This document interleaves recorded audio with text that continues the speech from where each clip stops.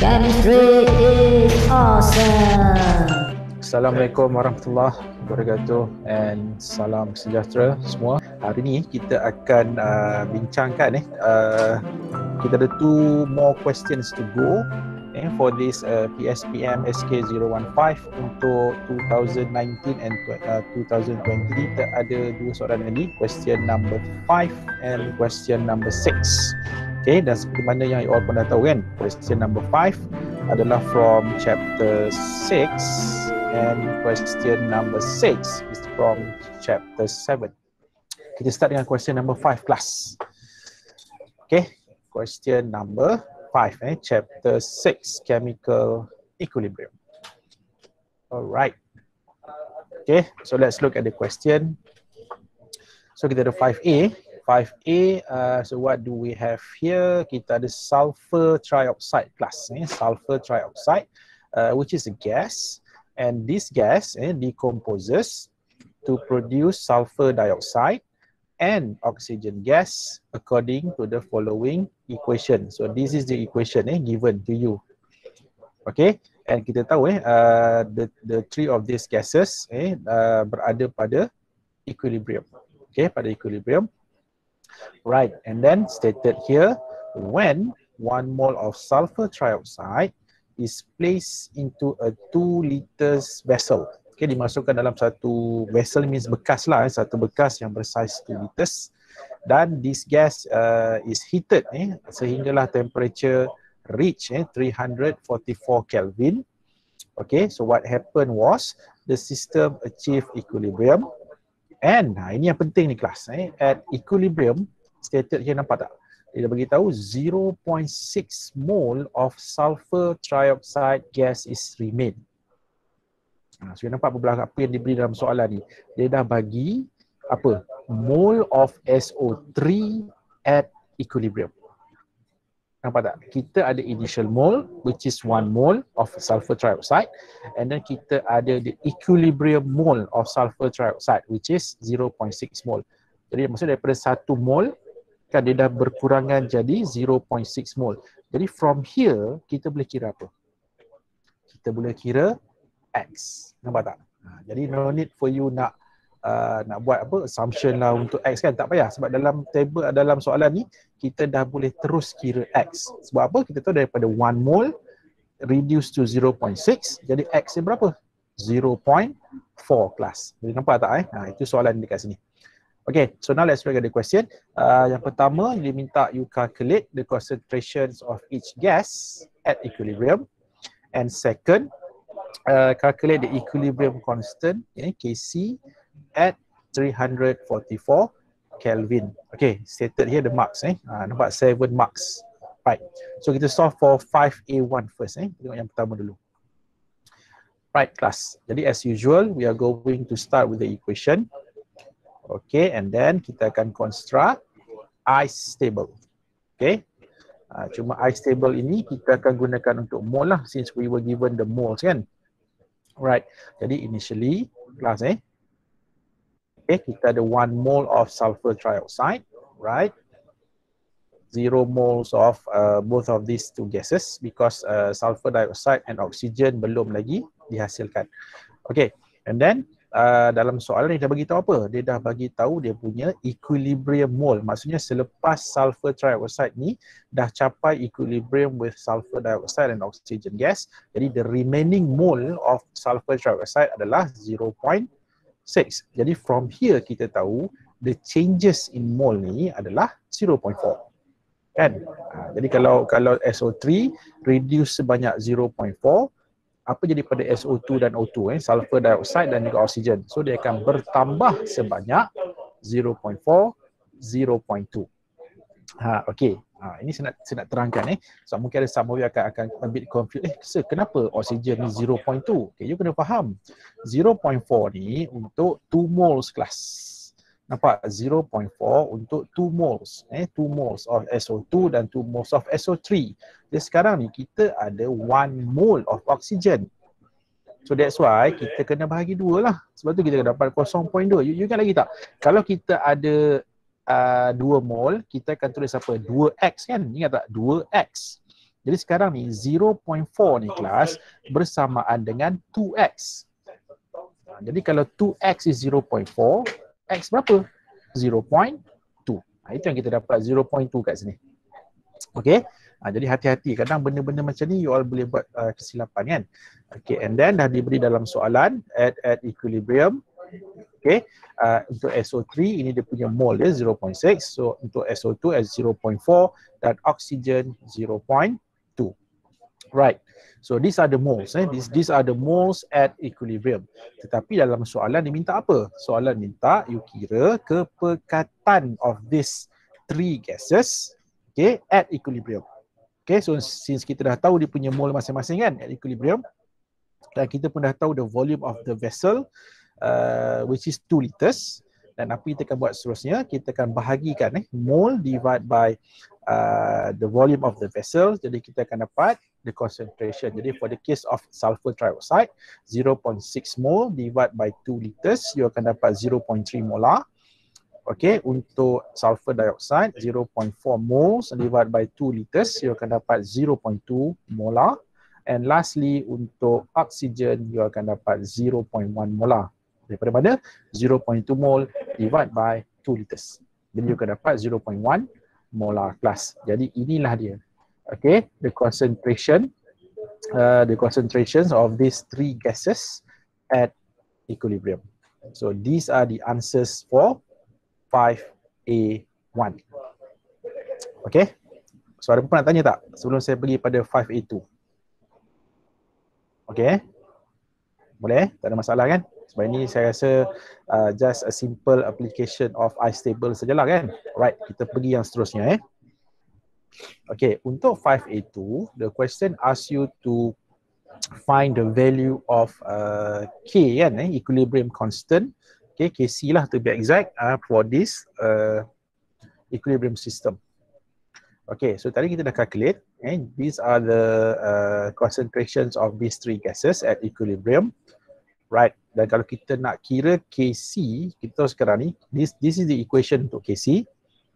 Dan sekali lagi saya ingatkan, berhati-hati bila you menulis Kc expression, especially when it comes to kuasa ni kelas.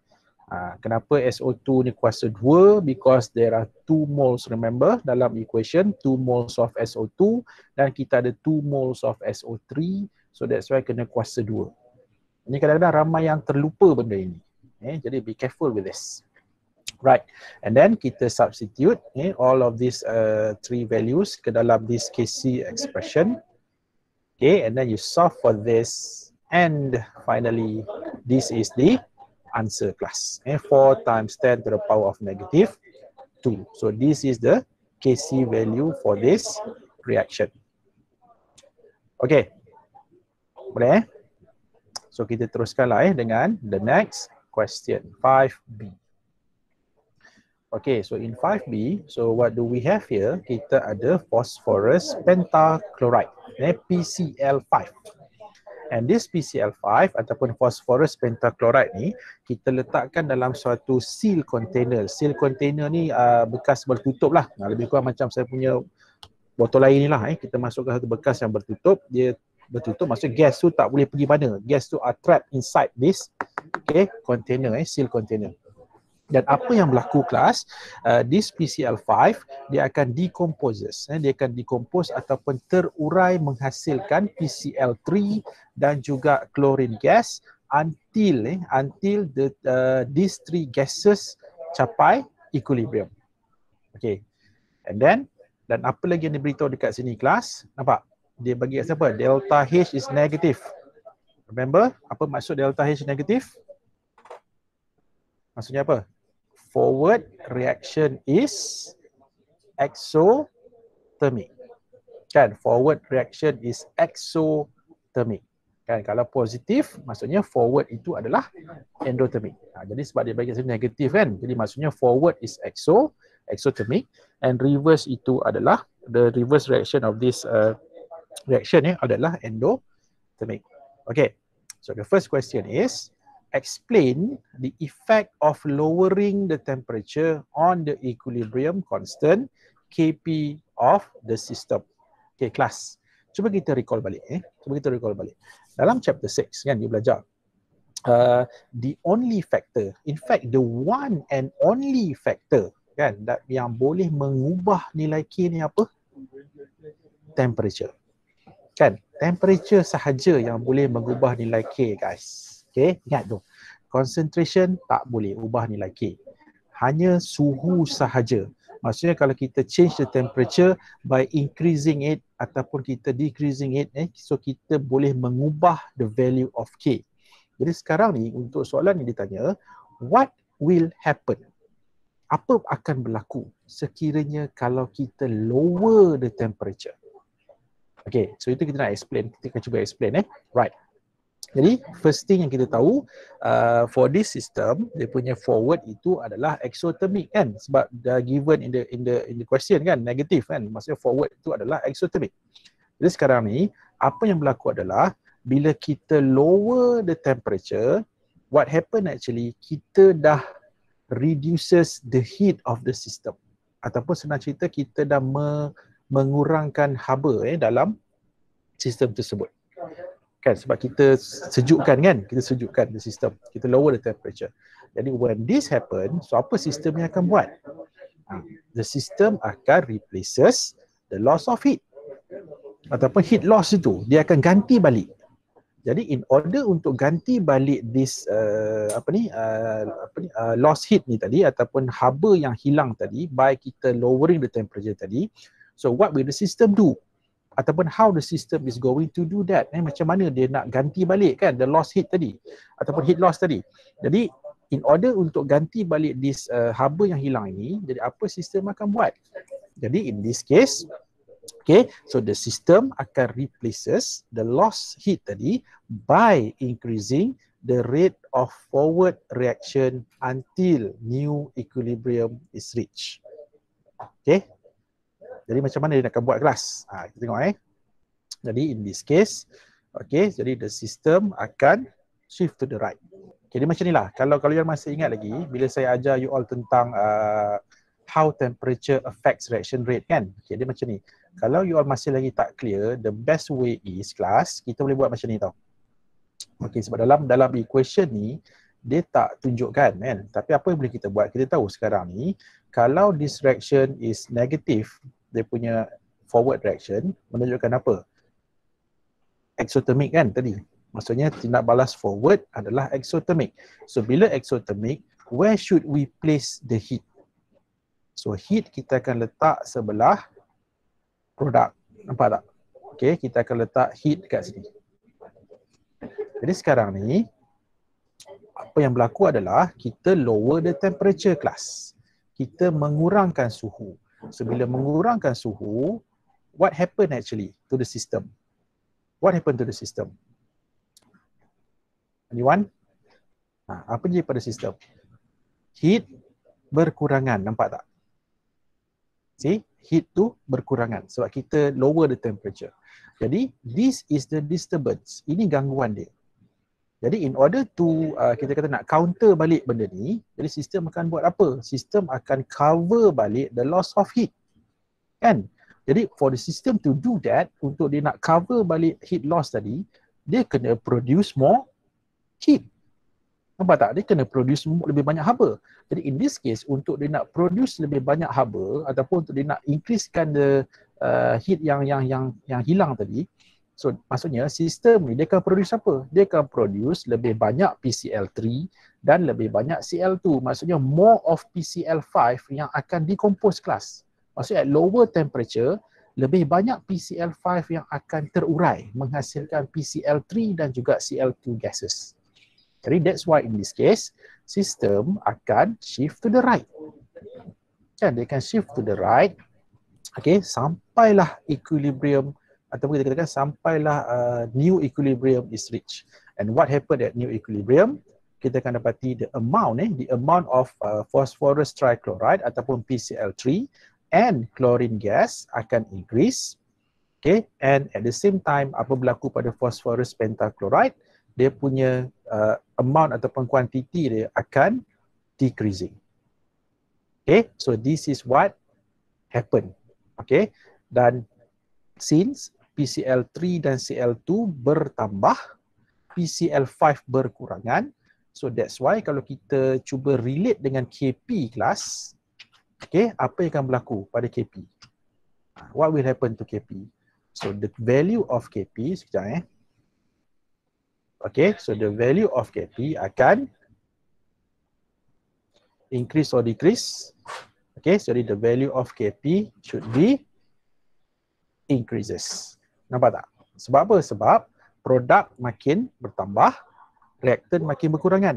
Kan you ingat lagi tak bila kita tulis KP, kita letak produk sebelah atas kan? Reaktan dekat bawah. Jadi sekarang ni bila kepekatan produk itu makin bertambah ataupun kuantiti produk bertambah, jadi nilai dekat atas tu besar, dekat bawah tu kecil. Jadi apa akan berlaku pada KP? That's why nilai KP akan bertambah kelas. Jadi in this case, itulah dia yang dikatakan kenapa temperature boleh mempengaruhi ataupun kita katakan boleh mengubah nilai K. Kita tengok pula question number 2. Question number 2, B2, 5B2. Okay, seterusnya explain the effect of adding argon gas. Okay, remember what is argon gas? Noble gas ataupun inert gas at constant volume on the equilibrium position. Okay, ni pun sama. Cuba kita recall balik. You belajar ada beberapa factors lah. Ada beberapa factors yang boleh ataupun kita katakan bukan factors, disturbances, beberapa gangguan. Okay, yang pertama kita change the concentration, kan? And then kita change the pressure ataupun volume, because pressure dengan volume ni dia related kan. And then kita ada addition of inert gases. Remember, addition of inert gases. Dan addition of inert gases ni boleh berlaku pada dua keadaan lah. Sama ada kita add inert gas at constant pressure ataupun kita add inert gas at constant volume. Kan? And then kita ada apa faktor lain, kita change the temperature. And then last sekali, apa disturbance yang terakhir, kita belajar addition of inert gas. Addition of catalyst, inert gas pula. Sekejap kelas. Hari ni ramai yang masuk lambat ni. Okey. Jadi untuk soalan ini, dia berkait dengan apa? Addition of inert gas at constant volume. Okay, ingat lagi tak masuk constant volume? Constant volume maksudnya kita masukkan inert gas dalam bekas tersebut. Okey. Kan kalau kita pada soalan kita kan seal container, nampak tak? Seal container. Maksudnya bekas bertutup. Jadi that's why kalau for the case of constant volume, maksud dia apa tahu? Bila kita masukkan inert gas dalam tu, in this case kita masukkan argon gas ataupun gas argon ni, volume tak berubah. Volume dia kekal, bukannya botol ataupun container tu makin besar ke tak. Volume dia stays at it is. Tak berubah. Contoh kalau 1 liter dia kekal 1 liter. Okay, maksudnya tak berubah dia punya volume. That is the meaning of addition of inert gas at constant volume. Jadi in this case, kita tengok apa akan berlaku. Okay, sekarang kita tahu kan, argon gas is an inert gas. So if we add this gas into this seal container at constant volume, apa yang berlaku adalah, yang pertama kita tahu, total pressure akan increase. Yes, total pressure inside the container will be increased, akan bertambah. Daripada mana kita tahu benda ni? Ingat lagi tak? Dalton's law. Kan Dalton's law dah bagi tahu the total pressure, okay, is the sum of partial pressure of each individual gas kan. Jadi maksudnya bila kita tambah argon, dan since argon adalah gas, sekarang kita faham dalam kita punya container tu dah already ada 3 gas. Dalam tu dah ada PCl5, dalam tu ada PCl3, dalam tu ada Cl2. Dan masing-masing 3 gas ni ada dia punya own partial pressure. Kan? Jadi bila kita tambah inert gas ataupun the fourth gas dalam itu, so total pressure akan increases. Kan? Total pressure bertambah. Tetapi, ingat, walaupun total pressure increases kelas, apa yang berlaku adalah partial pressure of each reacting species ataupun each reacting gases, in this case PCl5, PCl3 dan Cl2, ketiga-tiga gases ni dia punya partial pressures tak berubah, remains the same. Jadi, bila partial pressure of PCl5, partial pressure of PCl3, partial pressure of Cl2 ni tak berubah, berubah tak equilibrium? Confirm equilibrium tak berubah. Kan? Sebab apa? Sebab dia masih lagi maintain dia punya equilibrium. Kan? Equilibrium is still, kita katakan maintain. Maksudnya dia tidak mengubah equilibrium tu. So apa? Sebab partial pressure masih kekal. Okey, dan kalau you masih ingat lagi, bila kita add inert gas, you kena ingat inert gas ni adalah inert gas lah. Sebab inert gas dia tak bertindak balas dengan gas yang already dalam container itu. Faham Itu yang menarik tentang inert gas ni. Tapi benda ni dia akan berbeza bila tahu. Kalau kita tambah inert gas at constant pressure. It is a different story. Itu cerita lain. Tapi dalam soalan ini dia tanya apa akan berlaku kalau kita add inert gas at constant volume. Maksudnya tak ada kesan apa-apa. Equilibrium tetap sama. Kenapa? Sebab partial pressure untuk ketiga-tiga gas yang already ada dalam container itu tak berubah kelas. Okay. So inilah dia jawapan untuk 5B2. Kita pergi pada question 6. Okay. Dan you all pun dah tahu kan, question 6 ni adalah from chapter 7 chapter yang you all baru je belajar this past few weeks kan. Okay. So tengok apa soalan dia. Right. So question 6 ni dia agak panjang sikit lah, sebab kalau kita tengok pada pemberatan ni pun chapter 7 ni agak panjang juga kalau kita bandingkan dengan chapter 6 kan. Okay, so kalau tengok pada soalan nombor 6 ni, dia ada 3 sub questions lah. Dia ada 6A, 6B and 6C Right, so kita start dengan 6A dulu. Okay kelas so what do we have here? Kita ada nitrous acid. Okay, kalau you nak tahu, nitrous acid is a weak acid It's a weak acid. And this nitrous acid kita gunakan untuk nak bezakan lah ataupun distinguish primary, secondary and tertiary amine class. Okay, ini you all akan belajar ni next semester. InsyaAllah next semester you akan belajar tentang this amines. Okay, and then so what do we have here? Kita ada at 25 degrees Celsius and aqueous solution of 0.215 molar of this nitrous acid is 4% dissociated. Apa maksud 4% dissociated ni? So ini adalah percentage of dissociation. Nampak tak? Dia punya percentage tu 4% saja kelas. So kalau 4%, confirm lah this is a weak acid. Kan? Acid yang lemah. Sebab kalau strong acid, kita tak payah fikir pasal dissociation dia sebab kita dah tahu mesti 100% kan? Right. Okay. Jadi soalan yang pertama, write a balanced equation for the dissociation of nitrous acid in water. Jadi macam biasalah kita tuliskan. So inilah dia equation di kelas. Okay, ni sekali lagi saya highlight balik sekali lagi. Remember, whenever you are writing an equation, especially untuk equation yang melibatkan equilibrium system ni kelas ataupun untuk lebih tepat lagi berkaitan dengan dissociation of weak acid ni lah. Jadi yang pertama saya ingatkan, jangan lupa fasa. Okay, the phases must be correct. Okay, berhati-hati dengan aqueous, liquid, semua kena hati-hati fasa dia.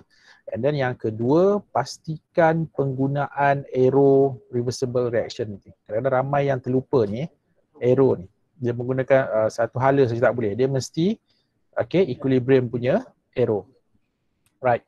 And then so inilah the equation di kelas kita tahu nitrous acid adalah weak acid. So that's why in water dia akan undergoes dissociation ataupun kita katakan dia akan slightly dissociate ataupun slightly ionize to produce kita ada H3O+, ataupun disebut sebagai inilah hydronium ion dan juga you akan dapat NO2- ni. So this is the equation untuk dissociation of nitrous acid in water. Ini simple je lah. Saya rasa ni semua orang boleh jawab soalan ini. Kita tengok pula yang kedua. Kelas. Jadi untuk the second question ni, dia minta you all determine the acid dissociation constant untuk this nitrous acid. Okay, jadi macam mana kita nak buat? Okay, dalam soalan ni, you all dah already given the percentage of dissociation, which is 4%. Ini kelas. Okay, dan kita tahu macam mana nak kira percentage of dissociation. Changes of the concentration of nitrous acid divide by the initial concentration of nitrous acid, you darabkan dengan 100%. Kan? Dan you akan dapat 4% lah yang diberi dalam soalan. Okay, jadi sekarang ni, changes ini kita tak tahu ni kan. Apa yang kita tahu adalah, kita dah tahu dia punya initial concentration ni, 0.215 molar. Jadi you masukkan dekat sini. And then you solve for this, you akan dapat apa tahu? You akan dapati dia punya nilai untuk changes in the concentration adalah 8.6 times 10 to the power of negative 3 molar. Nah, kita tahu kan, actually changes ni represent apa? Changes ni actually represent the value of X. Remember dalam ice table, kita ada X tu kan, changes tu kan. Dia punya perubahan tu mewakili nilai X. So once you have calculated this, kelas apa kita akan buat seterusnya? Kita akan construct the ice table. Okay, macam biasalah kita akan buat ice table. Okay. Right. Dan kita masukkan the values tadi. So kita ada initial concentration of nitrous acid is 0.215 molar, and both of these ions are 0 because the acid hasn't dissociated yet. And then once dia dah mula ionize ataupun dia dah mula dissociate class, okay, kita tahu kan dia punya apa yang jawapan kita kira tadi kan dah mewakili nilai X. Jadi apa kita buat? Kita masukkan dalam ice table. So that's why dia akan minus 8.6 times 10 to the power of negative 3. Okay, dan untuk both of these ion, dia akan plus dia dengan nilai yang sama. Sebab apa? Sebab kesemua spesies dalam equation ini adalah 1 mole. Okay, jadi tak perlu nak darab 2 ke, tak perlu. Okay, dan you kira, you akan dapati at equilibrium. So this is the concentration of nitrous acid at equilibrium selepas dia berlaku dissociation tadi. And then ini adalah kepekatan untuk these two ions. Okay, and since kita nak tentukan dia punya Ka kan, ataupun kita katakan acid dissociation constant for this nitrous acid. So kalau kita tuliskan Ka, so Ka equals to concentration of H3O plus times dengan concentration of NO2 minus divided by concentration of nitrous acid. And since kita dah already tentukan the concentrations of these three species, so you masukkan into the equation, alright, and then selesaikan. Okay, and then you solve for this, you akan dapat dia punya jawapan itulah 3.6 times 10 to the power of negative 4. Okay, so this is the answer for this question. Okay, seterusnya, calculate the pH of the solution. Ini pun simple lah. Since kita dah tahu kepekatan H3O plus tadi at equilibrium, and kita dah tahu kan nak kira pH, pH equals to negative log of concentration of hydronium ion. Jadi negative log of 8.6 times 10 to the power of negative 3, you calculate this, you akan dapat 2.07. Okay, so inilah dia jawapan untuk question 6A. Okay, teruskan 6B. Alright, so tengok 6B So in 6B sekarang apa kita ada pula? Kita ada calcium hydroxide class. Okay, it's used to neutralize excess acidity in lakes and soils. The question is calculate the pH of 0.3 molar calcium hydroxide solution. Calcium hydroxide ini is a strong base. Ingat lagi kan, calcium hydroxide is a strong base. Jadi bila strong base, dia akan 100% ionized in water. Nah, sebab tu kalau you tengok equation ini, dia punya arrow dia one way, satu hala saja. Jadi sebenarnya ini bukan ice table actually. Jadi sebenarnya kita tak boleh guna equilibrium kat sini. Okay, so remember so this is not ice table. Ini should be final final ataupun F lah. Ini initial, ini final. Sebab tu kalau tengok dekat sini, dalam air, dia akan tolak dengan 0.3. Kenapa? Sebab dia 100% ionized class. Okay, so that's why you akan dapat final concentration is 0. Tetapi untuk for both of these ions, untuk calcium 2 plus ataupun calcium ion, you akan dapat 0.3, and untuk hydroxide 0.6. Okay, so remember hati-hati benda ni. Okay, and then kita nak kira pH kan. So daripada pH, of course kita kena tahu kepekatan H3O+. Cuma dalam this case kita ada base, kita ada suatu strong base, and of course kita tak boleh kira pH dulu. So what should we do? Kita kena kira pOH first. Okay, kita kena kira pOH. Jadi pOH equals to negative log of concentration of hydroxide ion. Okay, in this case negative log of 0.6. Ini yang kita dapat daripada reaction table tadi. Okay, 0.6, and then you masukkan dekat sini negative log of 0.6, you akan dapat 0.22, 0.22. Okay, tapi ingat ini pOH class. So untuk kita nak kira pH, apa persamaan kita akan gunakan? Apa hubungan antara pH dengan pOH? pH plus pOH, you akan dapat 14, kan? 14. Jadi using that relation, so kita boleh kira pH. pH equals to 14 minus pOH, jadi 14 minus 0.22, and you akan dapat the answer is 13.78. So that is the pH of this strong base. Logik lah kan, apa nilai dia macam ni sebab kita ada strong base class. Yang kita kalau strong base, dia punya nilai pH akan menghampiri 14 ataupun menghampiri 14. Alright, so kita pergi pada the last question untuk question number 6 ni. Okay, so kita ada apa kat sini? Ini soalan berkaitan dengan titration class. Titration. So kita ada apa kat sini kelas? Kita ada weak acid, strong base titration. Okay, so apa what was the strong base yang kita gunakan? Kita ada potassium hydroxide. Kita ada 25 ml of potassium hydroxide solution is titrated with 21.45 ml of 0.1 molar, okay, HCN to reach the equivalence point. Okay, jadi soalannya sekarang yang pertama, write a balanced chemical reaction equation for this titration. Okay, jadi kita ada apa kat sini? Kita ada strong base, ini strong base, okay, and kita ada weak acid ni, hydrogen cyanide ataupun hydrocyanic acid. Okay, so firstly kita tuliskan equation dululah. Jadi kita ada, this is the equation class. And macam biasalah, sekali lagi saya ingatkan, whenever you nak write the equation, be careful with the phases, okay, dan juga dengan dia punya coefficient dia. Pastikan balancing betul, sebab kalau salah balance, nanti kita nak gunakan dia punya stoichiometry tu. Kalau stoichiometry tu salah, nanti dia akan affect you punya pengiraan, akan salah lah. Jadi be careful with the equation. Okay, jadi kita ada potassium hydroxide, reacts with hydrocyanic acid ataupun hydrogen cyanide. Jadi kita akan dapat potassium cyanide, okay, dan juga water. So this is the equation. Okay, ini yang pertama lah, C1. And then for C2, calculate the concentration of potassium hydroxide solution at equivalence point. Okay, at equivalence point. Okay, kita ulang balik apa itu equivalence point?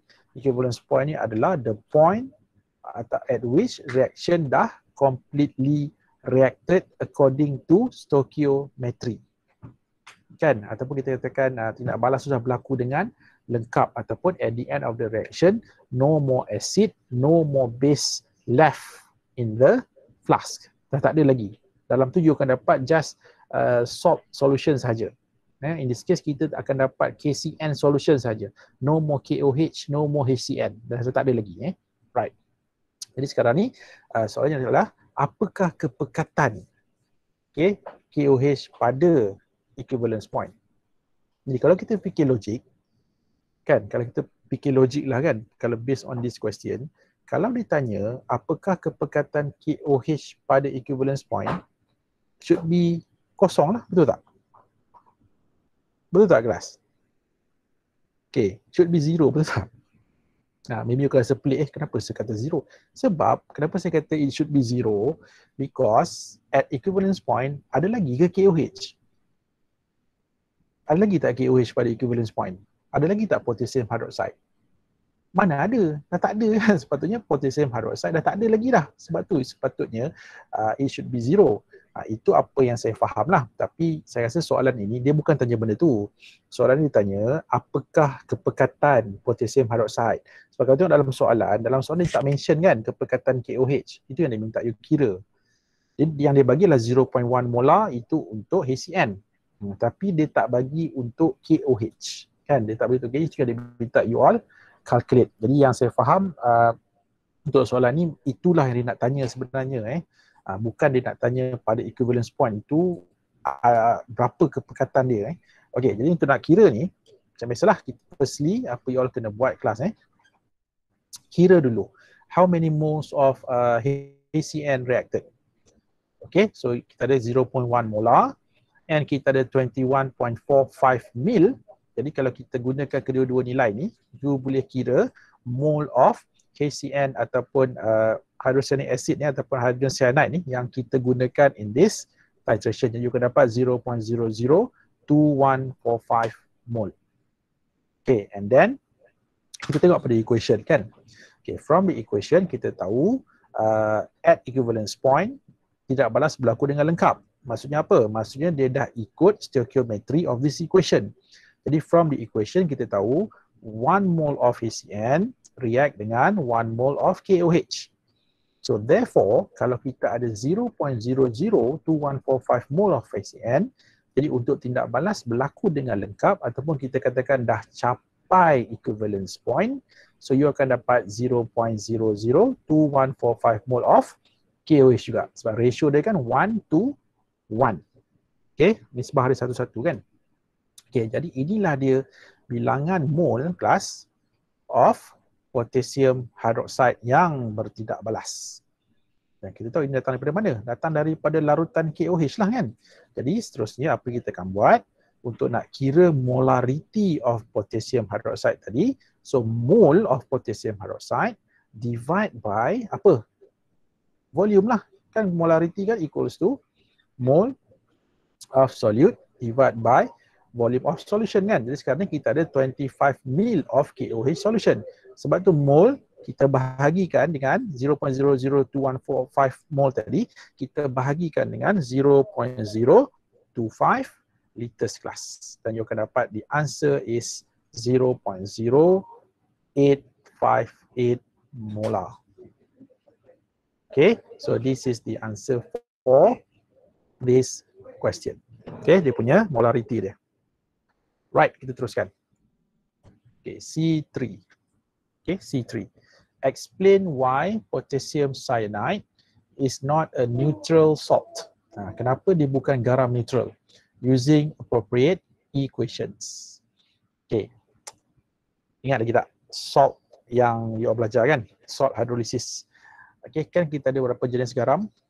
3 types of salt kan? Kita 3 jenis garam. Kita ada neutral salt, kita ada acidic salt, kita ada basic salt. Okay, neutral salt ini, kalau you masih ingat lagi, dia mesti datang daripada mana? Reaction antara strong acid, strong base.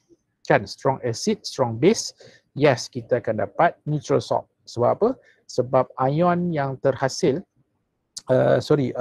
garam yang terhasil itu, dia punya ion dia tidak akan mengalami hydrolysis in water kan. Jadi pH dia akan bergantung pada pH air. Sebab tu kita akan dapat neutral. Okay, tapi for the case of strong acid weak base, you akan dapat acidic salt. Tapi dalam soalan ini kita ada apa? Kita ada weak acid strong base. Jadi bila weak acid strong base, kan saya dah pernah mention pada you all kan, dia senang je benda ni. Kita tengok siapa yang dominan lah. So jadi kalau kita ada strong base weak acid, so garam dia adalah basic. Cuma sekarang macam mana kita nak buktikan menggunakan beberapa equation untuk menjawab this question. Kenapa KCN ini adalah basic salt? Okay, jadi to explain this, kita akan buat hydrolysis garam. Kan kita tahu sekarang ni KCN kan adalah suatu garam yang soluble. Okay, 100% soluble. And that's why dalam air, this potassium cyanide akan kita katakan dissolve in water dan dia juga akan 100% dissociate in water. Jadi bila dah larut dalam air, dia tak akan wujud sebagai KCN. Dia akan wujud sebagai ion dia. Jadi in this case, dia akan wujud sebagai potassium ion dan cyanide ion. Okey, dan you kena ingat, dalam kita ada aqueous solution sekarang, dalam tu ada air. Jadi apa yang berlaku seterusnya, ion ini akan mengalami hydrolysis in water. Cuma between these two ions, antara potassium ion dan cyanide ion ni kelas, okay, kena ingat, potassium ion adalah cation ion yang datang daripada strong base. In this case, dia datang daripada potassium hydroxide. Dan you pernah belajar kan, ion yang datang daripada strong base ataupun yang datang daripada strong acid do not kita katakan undergo hydrolysis in water. Dia tak akan mengalami hydrolysis dalam air, dengan air. Okay, jadi in this case, potassium ion akan kekal sebagai potassium ion in water. But for the case of cyanide ion, ingat cyanide ion ni pula adalah anion that came from weak base. Kan?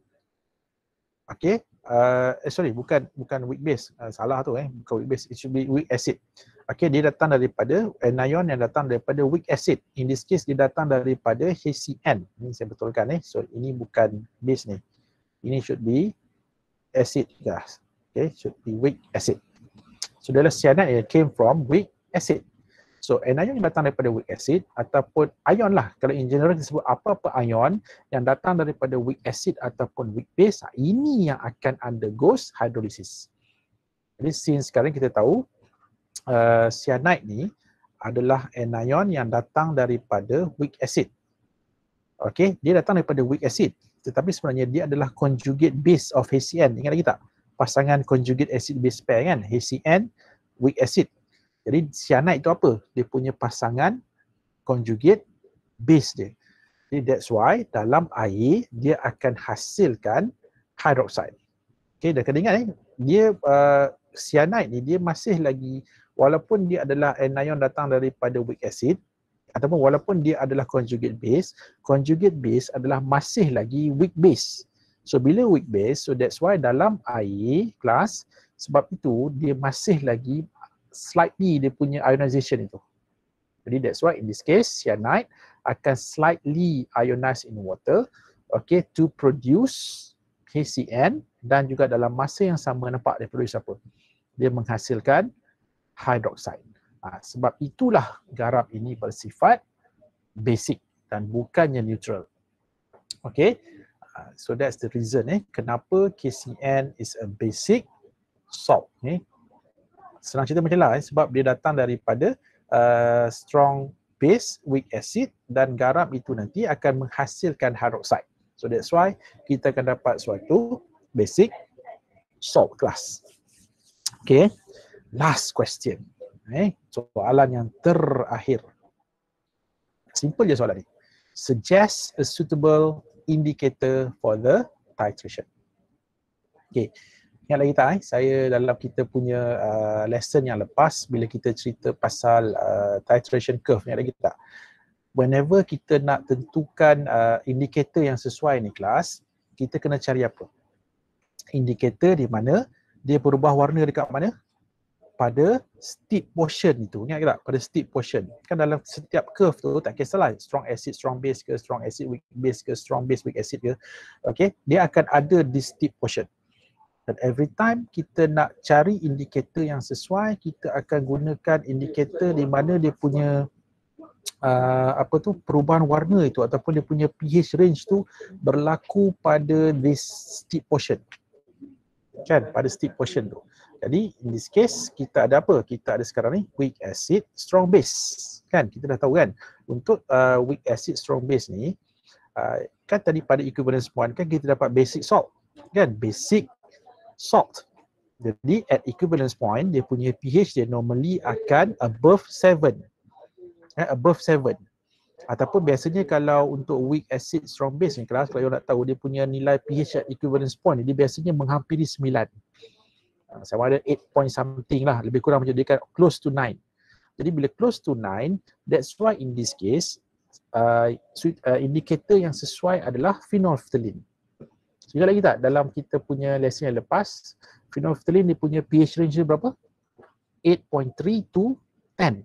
Kan? Ingat kita 8.3 to 10. Jadi dia punya perubahan warna tu ataupun kita katakan dia equivalence point tu berada dalam range tu 8.3 to 10. So that's why in this case phenolphthalein adalah yang saya rasa sangat sesuai lah untuk kita nak gunakan sebagai indicator for this titration class.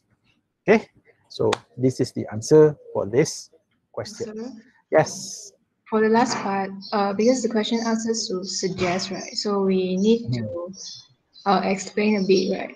So Actually dia macam ni tau, sebab ni suggest. So bila suggest dia beza dengan state. Kalau state tu yes kita nyatakan saja. Normally kalau kita buat suggestion, normally kalau ni saya punya pandangan peribadi saya lah. Jadi kalau to me, I think kalau soalan minta suggest ni dia mesti kena datang dengan reasonable punya explanation. Kenapa kita pilih? Kenapa? Why we are choosing phenolphthalein for example. Okay. So it's better kita datang dengan dia tak perlu panjang lah, just a simple explanation saja. Kenapa kita pilih for example phenolphthalein. Okay, jadi kalau state, normally kalau state tu you just nyatakan saja. Bagi tahu saja apa phenolphthalein, that's it. Satu perkataan tu cukup, you dah dapat full mark dah. Kalau tak ada, sebenarnya kita dah habis sebenarnya untuk kita punya discussion on this. Walaupun saya dah awal dah wish all ni good luck, best wishes untuk exam nanti, tapi bukan bermaksud kita berakhir kat sini. Sebab you all kena ingat, you all akan balik sini starting tomorrow kan, esok dah mula balik sini. Dan you all akan ada masa sampai sebab kita punya paper is on 11 Januari kan, 11 Januari. So ada banyak lagi masa, panjang lagi masa. So masih ada masa lagi untuk you study, ada masa lagi untuk you buat revision. So let's say after this, kalau you all still ada apa-apa nak tanya, teruskan tanya. Yang penting jangan stop belajarlah, maksudnya revise. Okay, itu saja untuk hari ini. Assalamualaikum warahmatullahi wabarakatuh. Thank you guys, terima kasih semua. You guys are awesome hari ini. Okay, stay home, stay safe. Okay, see ya in the next. Thank you, sir. Okay, welcome. Thank you, sir. Welcome. Thank you, sir. Sama-sama.